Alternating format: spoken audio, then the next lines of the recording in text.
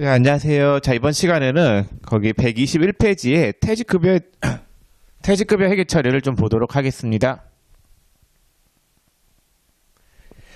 자, 거기 보시면은 충당부채라고 하는 게 나와 있죠. 그거부터 설명을 좀 드려볼게요. 자, 부채가 있는데 이 부채는 크게 두 가지로 나눌 수가 있단 말이에요. 확정된 부채가 있고 추정되는 부채가 있어요. 자, 확정부채라고 하는 말은 무슨 말이냐면요. 돈이 나갈 게 확실한 거. 그걸 확정부채다라고요. 그래서 얘는, 그 확정부채는 당연히 빚이 맞단 말이에요. 부채. 그래서 뭐 외상매입금이나 지급업, 차입금 뭐 이런 것들 있잖아요. 얘는 부채가 맞아요. 자, 근데 추정부채 있잖아요. 이 추정부채는 지금 나갈 돈은 아닌데 미래에 나갈 것 같은 돈들을 이야기한단 말이에요. 그래서 미래에 나갈 돈들을 부채로 잡는 걸 이야기하는데 부채로 잡는 거는 충당부채만 부채를 잡아요. 그냥 충당부채라고 하는 게 있고 우발부채라고 하는 게 있는데 충당부채가 있고 우발부채가 있는데 이 충당부채만을 재무상태표의 부채로 잡는 거예요. 충당부채라고 하는 건 뭐냐면요. 자원의 유출 가능성이 높고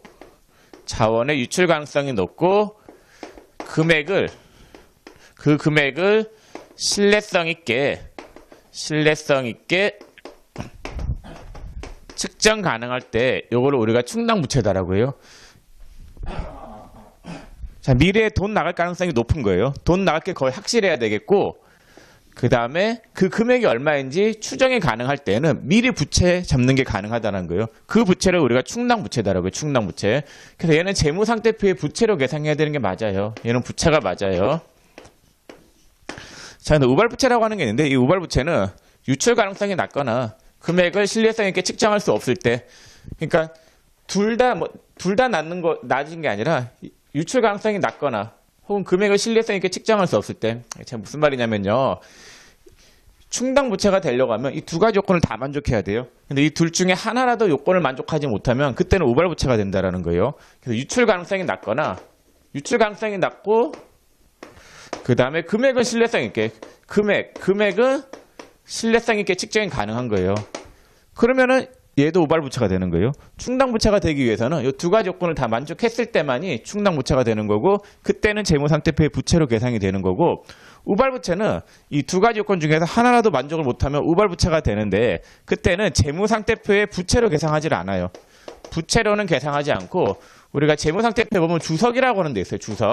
주석이라고 하는 데만 공시한다. 주석이라고 하는 건 뭐냐면요. 재무상태표에 보면은 별지로 해가지고 재무상태표의 별지가 아니라 재무제표의 별지라고 생각하시면 되는데 외상매출금이 있다. 만약 외상매출금이 10,000원 있다. 이 외상매출금 10,000원을 누구한테 받을 돈인지 주석에 자세하게 알려주는 거단 말이에요. 그래서 그러니까 재무제표 본문, 재무상태표, 손익계산서, 각종 그 표들 있죠, 표에서 표시하지 못한 그런 내용들을 말로 이렇게 풀어 쓴 게 주석이단 말이에요. 말로 설명을 해주는 거예요. 이런 거 우리 회사는 우발부채가 있다라고 이렇게 주석에다가 막 설명을 해주는 거단 말이에요. 근데 재무상태표에는 들어갈 수 없는 거예요. 우발부채는 재무상태표에는 들어갈 수 없고 주석에만 공시한다. 제가 되게 막 열심히 설명하고 있잖아요. 하나도 안 중요해요. 네, 안 중요하고 그냥 참고로 그 우발부채라고 하는 게 있다. 근데 이거는 부채가 아니다. 이 정도만 아시면 되겠고 회계 1급 시험에 나온 적은 없단 말이에요. 충당부채의 정의는 자원의 유출 가능성이 높고 그 금액을 신뢰성 있게 측정 가능할 때 충당부채로 하고 재무상태표의 부채로 계산하는 거단 말이에요. 그래서 이 충당부채에 대해서 지금 우리가 살펴볼 건데 이 충당부채의 종류에는 여러 가지가 있어요. 퇴직급여 충당부채도 있고 퇴직급여 충당부채, 근데 판매보증 충당부채, 판매보증 충당부채 이런 거 등등등 있는데 이렇게 끝에 충당부채자 붙은 거 있죠.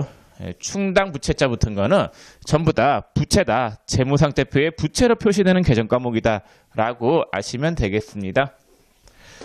자, 책 볼게요. 책에 보시면은 거기 충당부채 1번에 의의가 있죠. 충당부채의 정의가 나와 있는데 몰라도 돼요. 하나도 안 중요해요. 자, 2번에 종류가 있죠. 충당부채의 대표적인 예는 다음과 같다 해가지고 1번에 퇴직급여 충당부채, 2번에 판매보증 충당부채 이렇게 나와 있는데 우리가 지금 배울 거는 충당부채 중에서 퇴직급의 충당부채만 좀 이따 배울 거예요. 판매보증 충당부채 이런 건 안 배워요. 그냥 뒤에 충당부채자 붙은 거는 재무상태표의 부채로 계산한다. 그렇게만 아시면 되겠고. 자, 그 다음 밑에 단 있죠. 단, 대손충당금, 감가상각 누계, 사채 할인 발행 차금, 현재가치 할인 차금, 재고자산 평가손실 충당금에 해당하는 항목은 충당부채가 아니라 자산 및 부채에서 가감하는 형식으로 표시하는 계정 과목임에 유의한다라고 되어 있죠. 자, 우리 평가성 항목이라고 하는 게 있는데, 자, 평가성 항목. 얘는 부채가 아니에요. 부채가 아니고 자산이나 부채에서 차감하는, 자산, 부채에서 가감하는, 가산하거나 차감하는 계정 과목.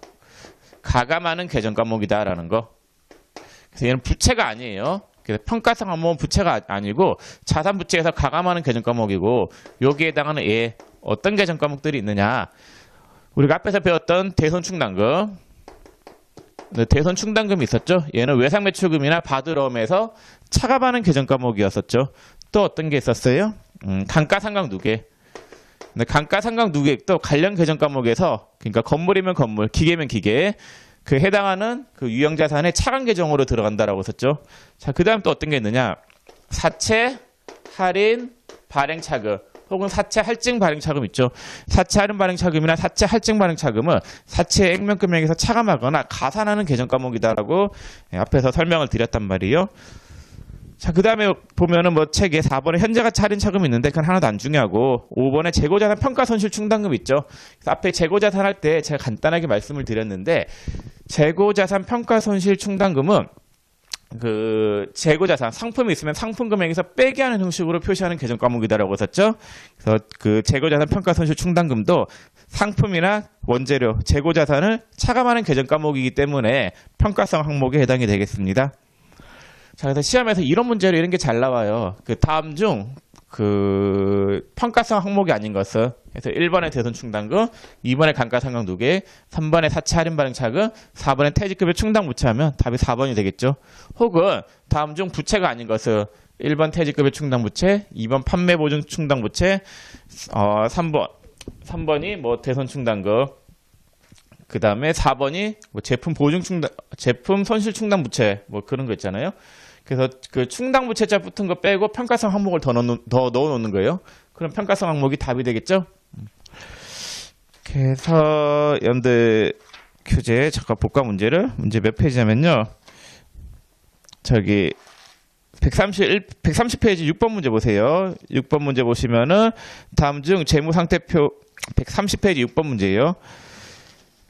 다음 중 재무상태표의 자산 및 부채 계정의 차감적인 평가 항목이 아닌 것은 이라고 돼 있죠. 아, 차감이니까 답이 1번인데 이건 됐고, 이건 나중에 볼게요. 7번 보시면은 다음 페이지 7번.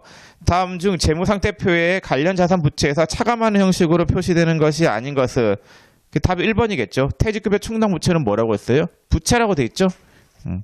잠깐 6번 있잖아요. 6번도 바로 볼까요? 거기 6번에 다음 중 재무상태표의 자산 및 부채 계정의 차감적인 평가 항목이 아닌 것은, 차감은 빼는 성격의 계정 과목인데 1번에 사채 할증 발행 차금은 사채 액면 금액에 가산하는 계정 과목이거든요. 근데 할증이잖아요. 할증이니까 플러스 되는 성격이다, 이렇게 생각을 하셔도 무방할 것 같아요. 그래서 제가 사채할 때 사채 할인 발행 차금하고 사채 할증 발행 차금의 성격은 여러분들 시험에 잘 안 나온다라고 했어요. 잘 안 나와요. 근데 굳이 나온다라고 하면은 이론 문제로 딱 이 수준, 그 사채 할인 발행 차금이나 사채 할증 발행 차금은 그 사채 액면 금액에서, 사채라고 하는 계정 과목 있죠. 그 계정 과목에서 더하거나 빼는 성격의 계정 과목이다라는 거.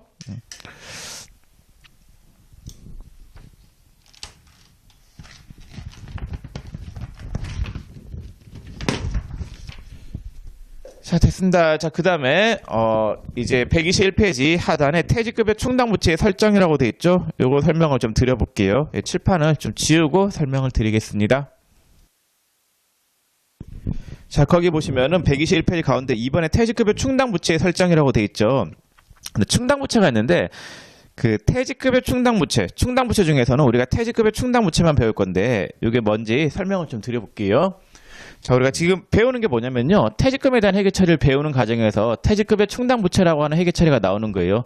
자, 이거는 먼저 여러분들이 아셔야 될 게 그 퇴직급여 충당부채 설정, 퇴직급여 충당부채 설정이라고 하는 것부터 배워야 된단 말이에요. 퇴직금 회계처리에서.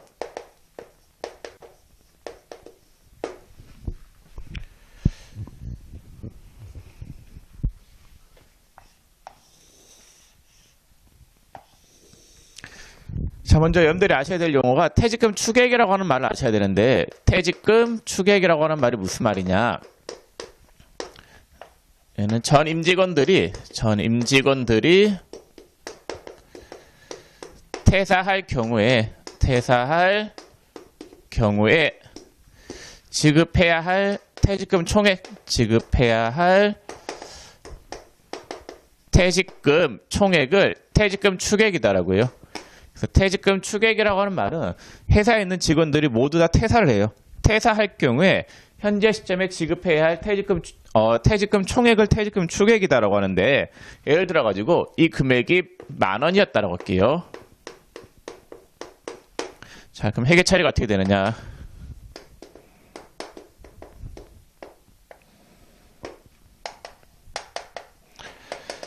자, 퇴직금의 충당부채 잔액이 하나도 없었다. 0이었다라고 하면은 분계가 어떻게 되는지 볼게요. 자, 현재 전 임직원이 퇴사할 경우에 지급해야 할 퇴직금 총액이 10,000원인 거잖아요. 그럼 현재 시점에 퇴직금을 주면은 10,000원을 줘야 되는 거잖아요. 퇴직급여 분계가 어떻게 되느냐? 근데 급여가 나가면 차변의 급여죠.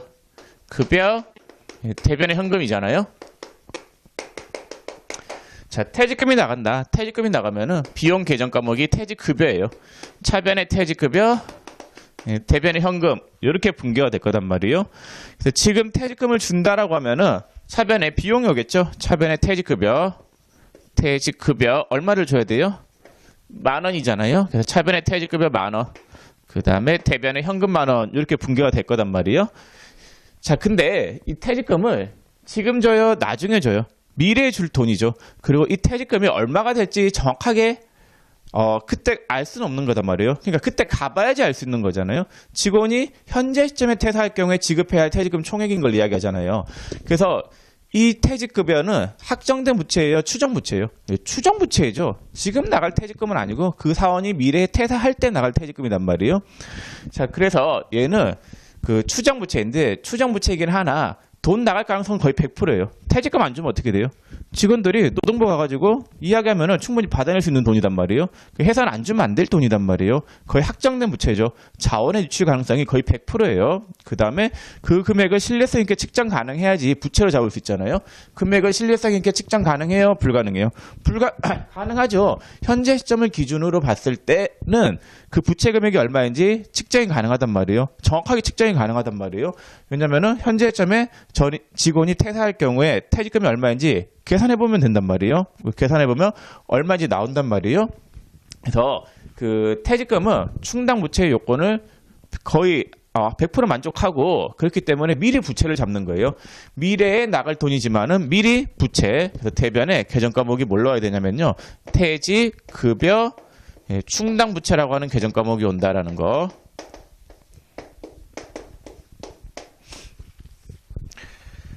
자, 그래서 그 퇴직금이 지금 나가면은 대변에 돈이 나갈 거잖아요. 돈이 나갈 건데 지금 나가는 거에 미래에 나갈 돈이에요. 미래에 돈이 나갈 거고 그 금액이 얼마인지 신뢰성 있게 측정이 가능하기 때문에 미리 부채를 잡는 거단 말이에요. 그래서 회계에서는 이 부채 있잖아요. 너네가 잡을 부채가 있으면은 미리 부채 잡으라. 뭐 그런 게 많단 말이에요. 자산은 달라요. 자산은 미리 자산 잡는 건 안 돼요.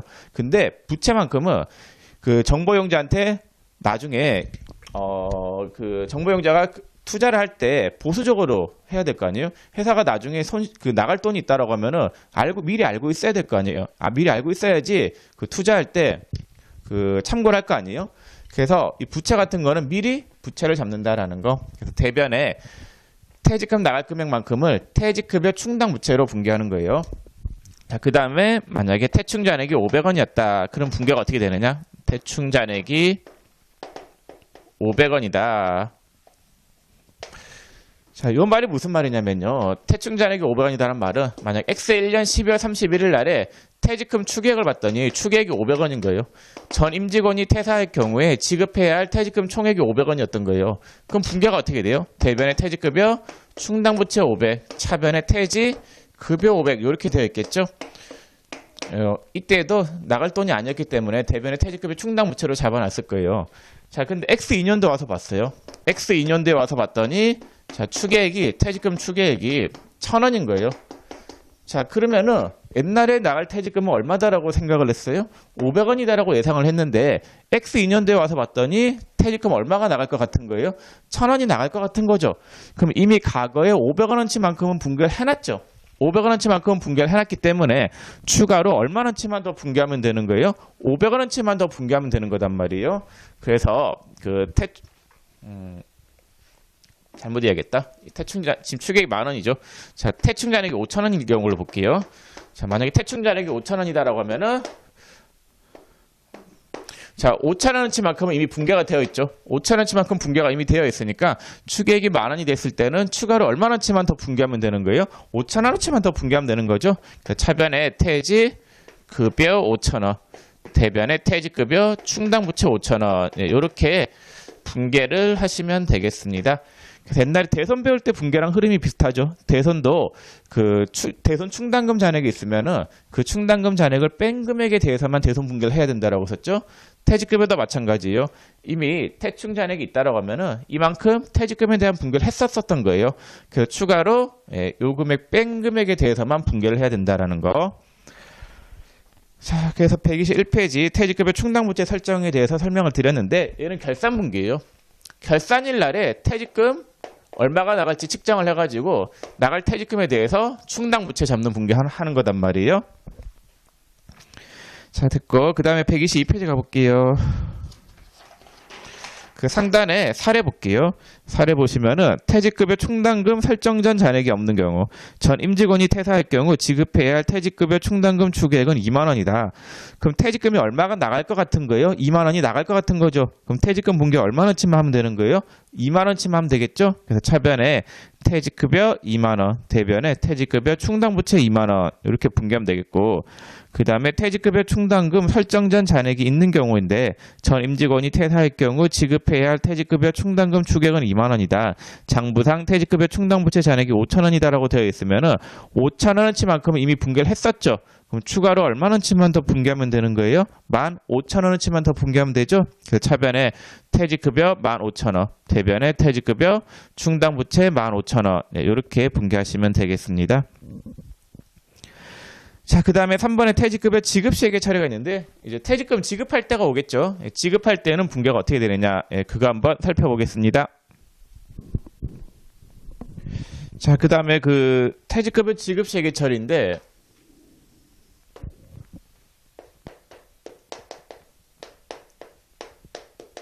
자, 분개는 어떻게 되는지 한번 살펴볼게요. 자, 근데 예를 한번 들어보겠습니다. 예를 들어서 X1년 12월 31일 날에 퇴직금 추계액이 500원이었다라고 할게요. 퇴직금 추계액이 500원이다. 자, 그럼 전 임직원이 퇴사할 경우에 지급해야 할 퇴직금 총액이 500원인 거잖아요. 자, 그럼 분개가 어떻게 되느냐? 분개가 차변에 퇴직급여 500,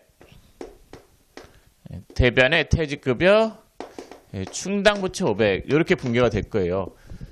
자, 근데 X2년 4월 1일 날에 퇴직금을 300원 현금 지급했다. 300원 현금 지급했다라고 하면 분개가 어떻게 되느냐?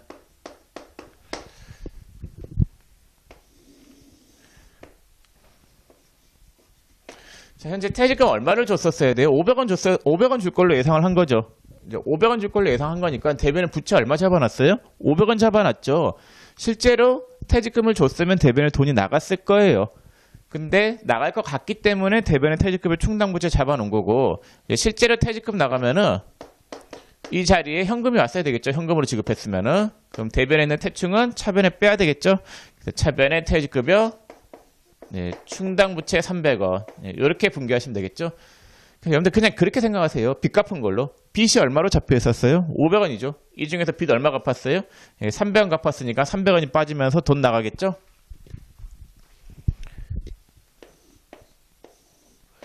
자, 만약에 X2년 4월 1일 날에 퇴직금을 700원 현금 지급했다.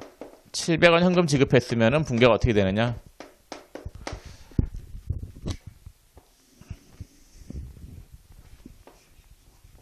자, 대변에 현금이 얼마가 나가겠어요? 700원이 나가겠죠. 자, 그럼 태충 잔액이 얼마가 있었어요? 500원 있었죠? 요즘에서 빚 얼마 갚았어요? 300원 갚았죠. 남아있는 빚이 이제 얼마예요? 아니, 다시. 자, 여러분들 별개 사례로 볼게요. 얘하고 얘, 그다음 얘하고 얘예요. 자, 현재 빚이 얼마가 있었어요? 500원 있었죠. 500원 중에서 500원 다 갚았죠. 자, 그럼 대변에 있는 태충을 차변에 빼고 대변에 돈 나가겠죠. 이렇게 돈 나갔죠. 자, 근데 지금 빚이 500원이라고 해서 500원 갚았죠. 근데 예상치 못하게 얼마가 더 나갔어요? 200원 더 나갔죠. 이 200원 더 나간 거는 원래 원칙으로 돌아가서 퇴직금이 나가면 차변에 뭐라고 했어요? 퇴직급여, 그 다음 대변에 현금, 이렇게 분개된다라고 했었죠. 퇴직금이 나가면 차변에 퇴직급여, 대변에 현금이다라고 했어요.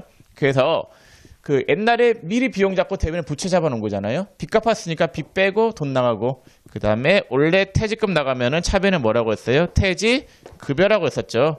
퇴직급여 200, 이렇게 분개하시면 되겠습니다. 그래서 태충잔액이 있으면은 태충잔액을 일단 떨어요. 떨고 예상치 못하게 더 나간 돈은 원래 원칙으로 돌아가서 퇴직금이 나가면 차변에 퇴직급여, 대변에 현금이잖아요. 네, 그렇게 분개하시면 돼요. 분개를 제가 두 개로 쪼개볼까요?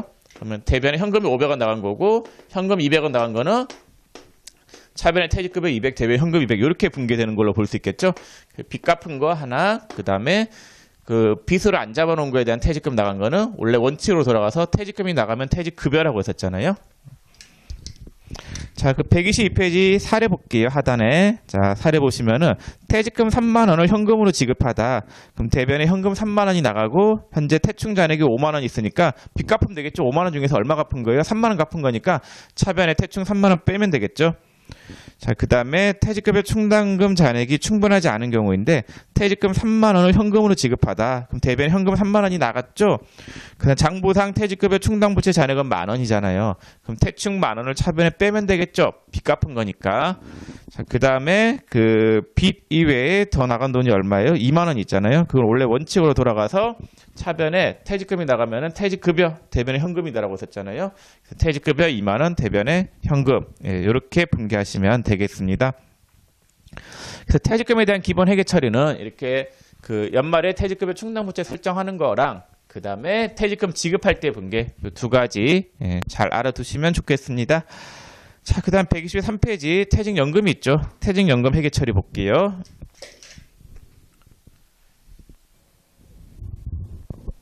자, 123페이지 퇴직연금이 있는데 이 퇴직연금은 크게 두 가지가 있어요. 학정급여형 퇴직연금이 있고 학정기여형 퇴직연금이 있단 말이에요. 그 차이가 뭔지 좀 설명을 드려보겠습니다. 자, 학정급여형 퇴직연금. 자, 얘부터 먼저 볼게요.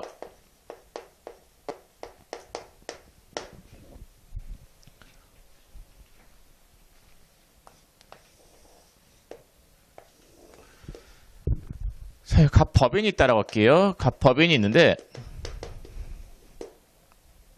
갑법인에 근무하고 있는 근로자는 갑돌이다라고 할게요. 갑돌이. 자, 근데 갑법인이 만약에 그 나중에 회사가 어려워져서 망한다라고 하면은 그 퇴직금 있잖아요. 퇴직금을 줘야 되는데 갑돌이한테 줄 퇴직금이 띵거 먹을 수도 있잖아요. 네, 그래서 그런 걸 대비하기 위해서 법인이 갑돌이가 근무하고 있는 중에 퇴직금 상당액을 외부 기관에 예치를 해요. 외부 기관이 교보생명이었다. 보험회사에다가 이렇게 예치를 해요. 퇴직금을 뭐 지금 줘야 될 퇴직금이 한 1,000원 정도 됐다라고 해서 1,000원을 교보생명에다 이렇게 불입을 하는 거예요. 그리고 올해 줘야 될 퇴직금이 한 1,000원 정도니까는 1,000원을 미리 예치해 두는 거예요. 예치를 해두면은 나중에 회사가 망한다 하더라도 교보생명이 그 돈을 갑돌이한테 지급하면 되잖아요. 그래서 이렇게 퇴직연금으로 불입하는 금액 있잖아요.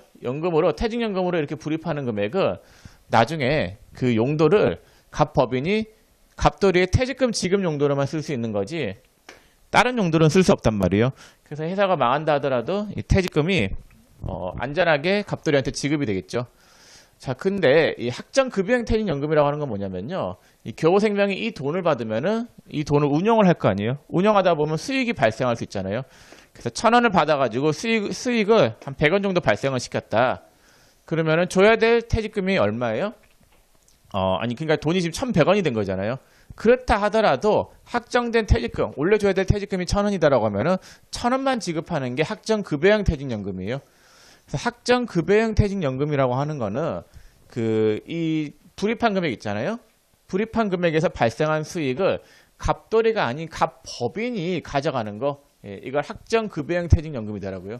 그래서 퇴직금이 확정되었다 그 말이에요. 근데 여러분들 퇴직금하고 퇴직연금의 차이가 뭐냐면요. 똑같은 건데 퇴직금 불입해가지고 일시불로 받지 않고 연금의 형태로 받는 거를 퇴직연금이더라고요. 그래서 나중에 퇴직연금 불입하잖아요. 그럼 종업원이 연금으로 받을래 일시불로 받을래 물어봐요. 예, 그래서 연금으로 받을 수도 있고 일시불로 받을 수도 있단 말이에요. 자, 그래서 퇴직연금 1,000원을 불입해가지고 돈이 이렇게 수익이 발생해가지고 그 수익에 대한 기속을 갑법인 회사가 가져가는 거. 회사는 그냥 확정된 퇴직금만 지급하면 되는 게 학정급여형 퇴직연금이 되겠습니다. 자, 그럼 교보생명은 이 돈이 이렇게 들어오잖아요. 돈이 들어오면은 통장을 하나 만들어준단 말이에요. 그 통장 이름이 퇴직연금 운용자산이에요. 운용자산. 이 통장에 들어있는 돈이 1,000원이다라고 했을 때, 자, 이 돈은 지금 갑법인 돈이다라고, 갑법인의 돈으로 봐야 돼요? 아니면 갑돌이의 돈으로 봐야 되는 거예요? 회사 통장이죠. 왜냐면은 이 수익 발생분을 누가 가져가기 때문에 이제 갑돌이가 가져가기 때문에 갑돌이가 아니라 갑법인이 가져가기 때문에 그래요.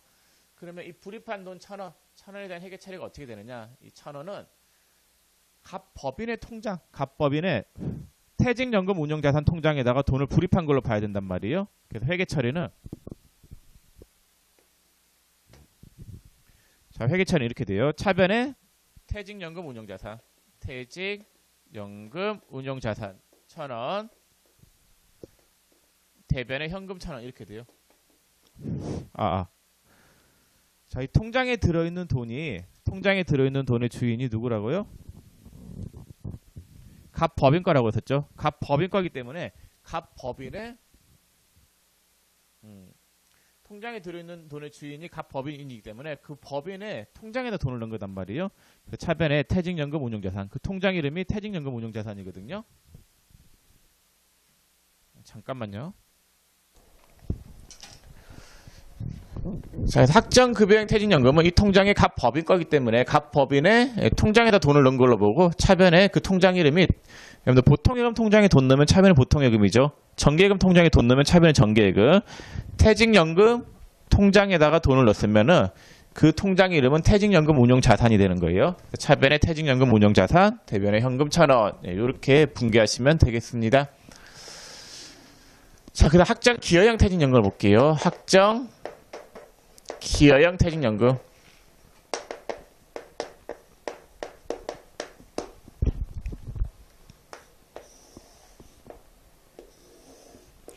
갑법인이 있는데 갑법인의 근로자가 갑돌이다라고 할게요. 갑돌이. 자, 근데 갑법인이 망해버리면 퇴직금을 못 주니까는 그 퇴직금 상당액을 교보생명에다가 이렇게 예치를 해요. 그 금액이 1,000원이었다라고 할게요. 자, 1,000원을 예치하면은 교보생명은 뭐 통장을 만들어 줄 거단 말이에요. 퇴직연금 운용자산이라고 하는 통장을 만들어줘요. 자, 근데 교보생명이 이 돈을 받아가지고 수익이 똑같이 100원 발생했다라고 할게요. 수익 발생분에 대한 기속이 갑법인이 아니라 갑돌이한테 가는 거를 학정기여형 퇴직연금이더라고요.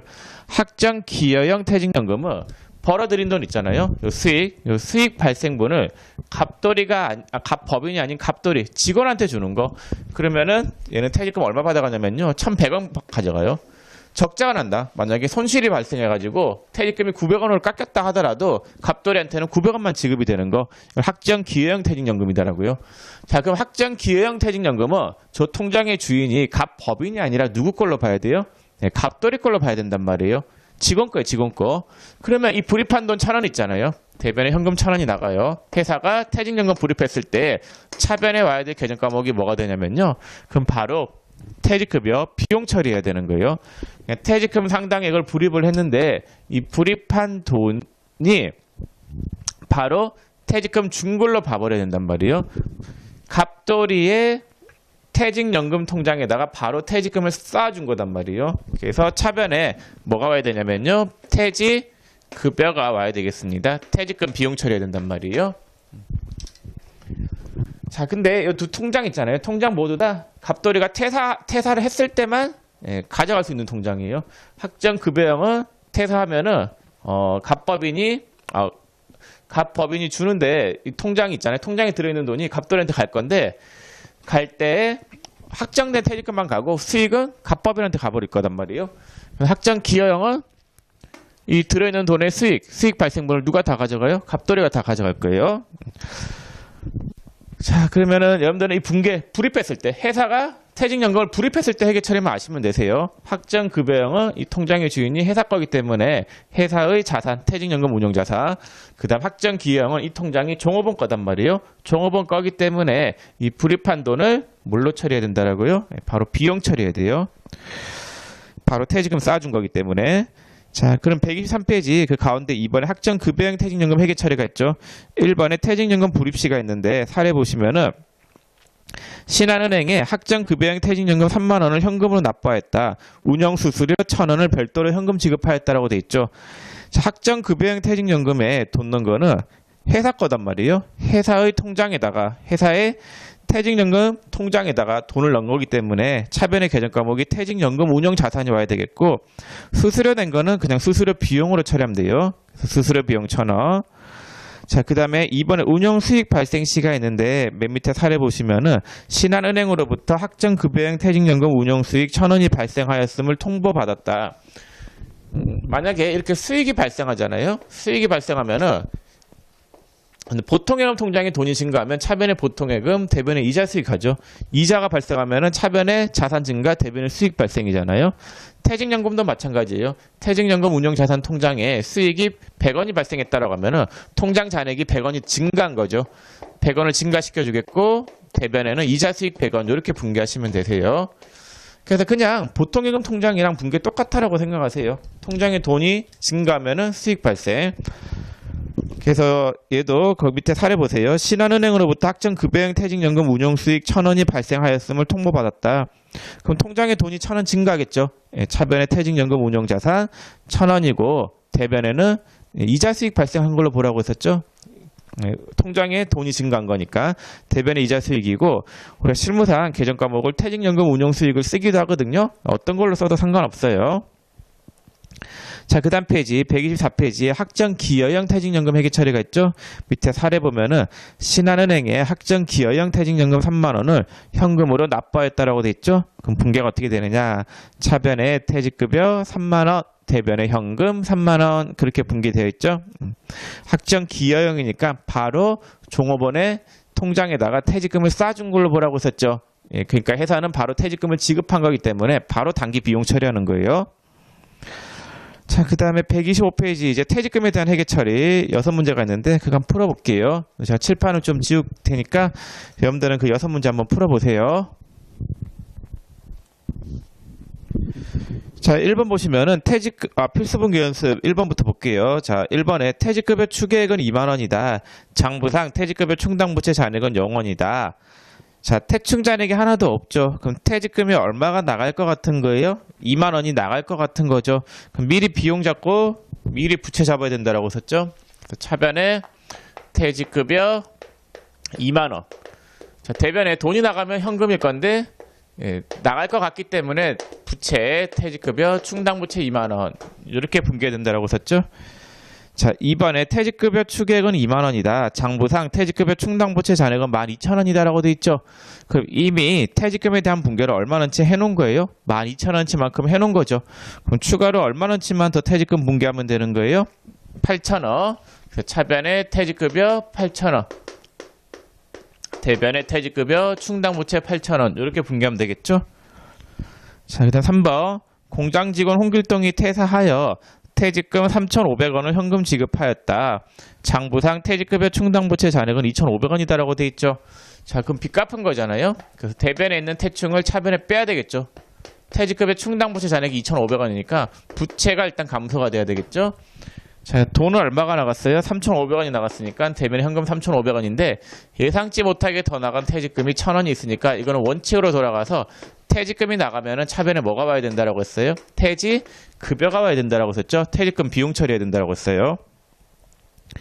4번 공장직원 홍길동이 퇴사하여 퇴직금 3,500원 중 퇴직소득세 500원을 차감하고 현금으로 지급하였다. 장부상 퇴충자력은 2,500원이다. 그래서 퇴충자력이 2,500원이니까 빚을 2,500원 갚은 거죠. 그 다음에 3,500원이 나갔는데 그 예상치 못하게 더 나간 돈은 퇴직급여 비용 처리. 그럼 대변에 현금이 3,500원 나가는데 나갈 때 세금 얼마 띄고 나갔어요? 500원 띄고 나갔죠. 퇴직소득세 500원을 차감하고 현금으로 지급했으니까 띄고 나가는 세금은 뭐가 돼야 돼요? 예수금이겠죠. 대납하기 위해서 띄고주는 거를 예수금으로 한다라고 했었죠. 5번 학정기여형 퇴직연금 부담금 3만원을 은행에 현금 납부하였다. 학정기여형이니까 계정 과목은 퇴직급여가 돼야 되겠고 납부한 금액 중 2,000원은 운영수수료에 해당한다라고 했으니까 걔는 수수료 비용이 돼야 되겠죠. 그러면은 학정기여형은 얼마만 돼야 돼요? 28,000원이겠죠. 2,000원만큼 운영수수료 된 거는 수수료 비용 이렇게 해야 되겠죠. 자, 대변에 돈은 뭘로 줬어요? 현금 납부했다. 현금 3만원 이렇게 되겠죠. 3만원 나가는데 학정기여형은 퇴직급여, 수수료 낸 거는 수수료 비용. 6번 학정급여형 퇴직연금 3만원을 은행에 현금 납부했다. 학정급여형은 계정 과목을 뭘로 하라고 했어요? 퇴직연금 운용자산으로 해야 된다라고 했었죠. 그래서 차변에 퇴직연금 운용자산, 대변에 현금 그렇게 분개하시면 되겠습니다. 자, 이렇게 해서 퇴직금에 대한 분개는 설명을 다 했고 그 다음에 126페이지 가보세요. 126페이지에 기타 비유등부채가 있는데 1번에 장기차입금. 장기차입금은 빌린 돈인데 빌려서 1년 이후에 갚아야 될 돈. 이게 장기차입금이 되겠죠. 그 사례 보시면은 현금 5만원을 2년 만기 상한 약정을 맺고 은행으로부터 차입하였다. 그럼 차변에 현금 5만원이고 대변에 차입금이 올 건데 2년 만기니까 무슨 차입금이 되겠어요? 장기차입금이 되겠죠. 그래서 대변에 장기차입금 5만원. 자, 그다음 2번 임대보증금이 있는데 이건 앞에서 한번 설명을 했었어요. 임대보증금은 집주인 입장에서 보증금 받은 걸 이야기한다라고 했었죠. 임차보증금 할 때 설명을 했었는데 집주인 입장에서 보증금을 받은 거는 뭐가 된다라고 했어요? 네, 부채가 된다라고 했었죠. 나중에 그 갚아야 되니까 보증금을 받았으면 나중에 돌려줘야 되잖아요. 그래서 부채가 되는데 자, 거기 사례 보시면은 세입자로부터 보증금 10,000원을 현금으로 수령하여 즉시 당좌입하였다. 그럼 차변에 당좌입금 10만원이 올 거고 자, 차변에 당좌입금 얼마가 와요? 10만원이 오죠. 갚아야 될 부채가 증가한 거니까 대변에 계정 과목이 뭐가 와요? 임대 보증금 10만원 이렇게 분개하면 되겠죠. 그래서 임대보증금은 부채, 앞에서 배운 임차보증금은 자산이라고 했었죠. 세입자 입장에서 돈을 줬으면 나중에 돌려받을 돈이기 때문에 3번에 장기미지급금이 있는데 이거는 몰라도 되겠습니다. 크게 안 중요해요. 자, 그 다음에 127페이지에 외화채권 채무의 평가가 있죠. 외화채권 채무 평가가 있는데 요게 거기 지금 비유동 부채 부분의 마지막으로 제가 설명드릴 부분인데 자, 요거는 잠깐만 좀 쉬었다 볼게요.